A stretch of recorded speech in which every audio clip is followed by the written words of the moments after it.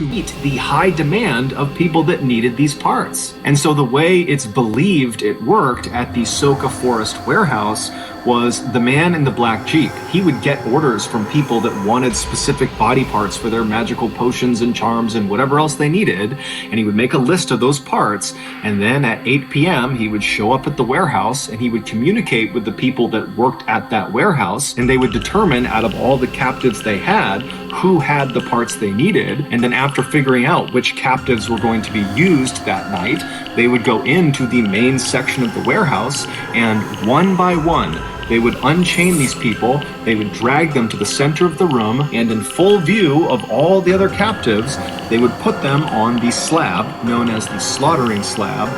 Oh, so you had to watch. And they would hack off the required body parts, and they would bag them up, put them in coolers, and then the man with the black Jeep, he would take those parts and he would leave, and then the person who's just been butchered, if they were still alive and might have a chance of surviving, they'd just be brought back to the wall and chained up again. If they did not have a good chance of survival, then they'd be brought to the very back of the warehouse in the back rooms where they would be discarded. Now, the means of execution varied, but in the back rooms of this warehouse, they found a makeshift guillotine, which cuts off people's heads, and they also found a large crocodile that was chained up. And so it's likely that those were at least two of the methods used to discard of the people they could no longer harvest organs from. After the Okadas kind of broke out of their initial shock of what they were seeing inside of this warehouse, they went around and began freeing people that were still chained up to the walls. And in total, there were 23 people that were still barely acting suspicious.